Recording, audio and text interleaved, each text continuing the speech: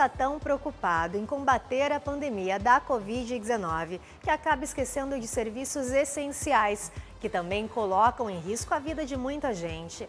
Um exemplo disso são os bancos de sangue. Fique por dentro deste assunto na primeira matéria de hoje. Quantos litros de sangue tem no corpo humano? Não existe resposta padrão. A quantidade de litros varia de pessoa para pessoa. Isso acontece por causa da variação do peso, idade, quantidade de gordura corporal e outros fatores que fazem com que o ser humano tenha quantidades diferentes de sangue ao longo da vida.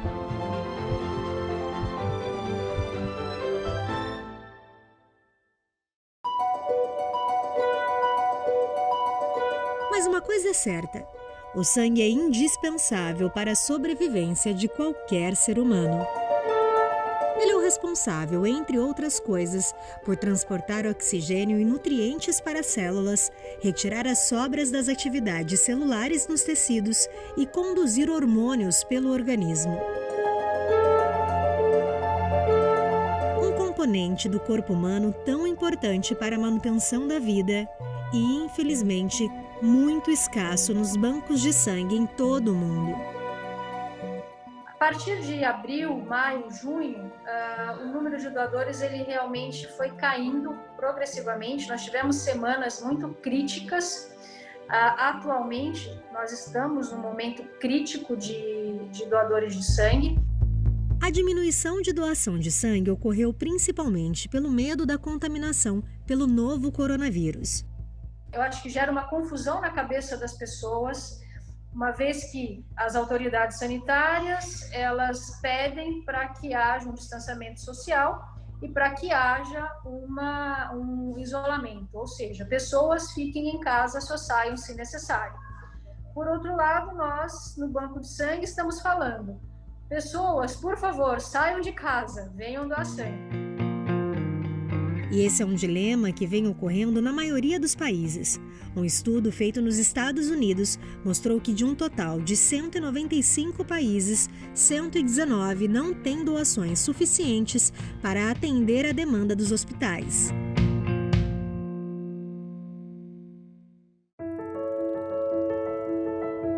No Hospital Evangélico Dr. e Sra. Goldsby King, em Dourados, no Mato Grosso do Sul, por exemplo, alguns procedimentos tiveram que ser cancelados por conta da escassez de sangue. Em algumas situações específicas, onde você tem aqueles tipos sanguíneos que são mais raros, tipo A negativo, aí a gente já se deparou até com alguma situação de ter que suspender o procedimento por falta de reserva de sangue. Antes da pandemia, nós tínhamos diariamente uma quantidade maior de cirurgias cardíacas e de outras cirurgias que demandavam uma quantidade de bolsas a mais. Elas foram canceladas, mas aos poucos elas foram voltando. Então, nesse período em que as cirurgias foram totalmente canceladas, teve uma diminuição bem brusca de sangue, né? E para tentar driblar esse problema, o Hemocentro da Santa Casa de São Paulo criou algumas alternativas para incentivar os doadores. Entre elas, a medição de temperatura, número reduzido de doadores por período e obrigatoriedade do uso de máscaras. A nossa equipe ela foi intensificada, o treinamento em relação a esse tipo de atendimento. Além disso, aos sábados, nós também temos um horário de funcionamento que vai de 7 horas até as 15 horas. E olha só, se você já foi diagnosticado com a Covid-19 ou teve contato com pessoas diagnosticadas, você também pode doar. Só é preciso ter alguns cuidados a mais. Ela deve permanecer 30 dias sem sintomas para realizar a doação de sangue. Paciente Covid melhorou o sintoma, 30 dias depois pode fazer a doação de sangue com segurança. Pessoas que tiveram contato com familiares que tiveram Covid ou ainda, de alguma forma, profissionais de saúde que de alguma forma tiveram exposição ao Covid-19. Essas pessoas, elas devem permanecer 14 dias após o último contato com o paciente ou com a exposição para realizar a doação de sangue com segurança. Afinal, na luta pela vida, a gente precisa da ajuda de todos. O sangue não tem substituto. O paciente de hoje, né, pode ser nós ali na frente, né, no futuro. Então, o auxílio ao próximo, nesse momento, é muito importante, é fundamental, e os hemocentros precisam de cada um desse doador, independente do tipo sanguíneo.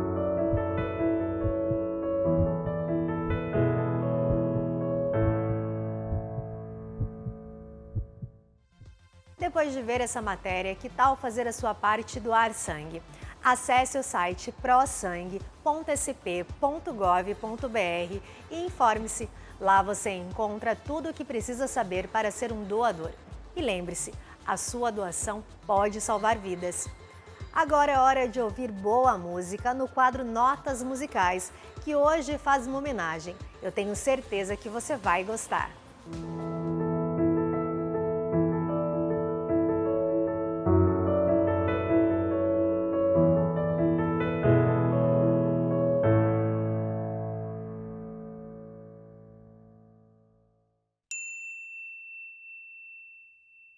Olá, amigos! Nosso Notas Musicais de hoje quer prestar uma homenagem a Ennio Morricone, falecido recentemente. O grande compositor, regente italiano, que escreveu um número muito grande de músicas para o cinema, fez trilhas musicais memoráveis, tornou-se conhecido no mundo inteiro, sua obra executada por todos os grandes grupos musicais que se conhecem em diferentes arranjos, em diferentes formações, só para um instrumento, para um grupo pequeno, para uma grande orquestra sinfônica. Ele, que teve uma excelente formação acadêmica, estudando composição, a composição dos grandes mestres, preparando-se de fato como compositor acadêmico, envereda pelo caminho da música, do cinema, do filme, e faz com a maestria poucas vezes igualada. Pois Morricone foi chamado para fazer a música de um filme que se tornou emblemático, chamado A Missão, de 1986. A trilha sonora que ele compôs para o filme foi indicada ao Oscar de melhor trilha sonora original, e ele também ganhou com ela o Globo de Ouro de música original. O filme é magnífico, e a melodia talvez mais emblemática e conhecida é uma que ficou conhecida como o oboé de Gabriel, Gabriel's Oboe. Na história, a música surge pela primeira vez integralmente, ou uma boa parte dela, quando o jesuíta Gabriel caminha por mata cerrada, cai uma chuva fina, o dia está escuro, a neblina está espessa, os nativos estão escondidos na mata e o seguem de perto. E ele, Gabriel, sabe muito bem que está sendo seguido. Num certo momento ele se assenta numa pedra, na beirada de um riacho, abre sua bolsa, monta seu oboé e começa a tocar. O som domina a floresta.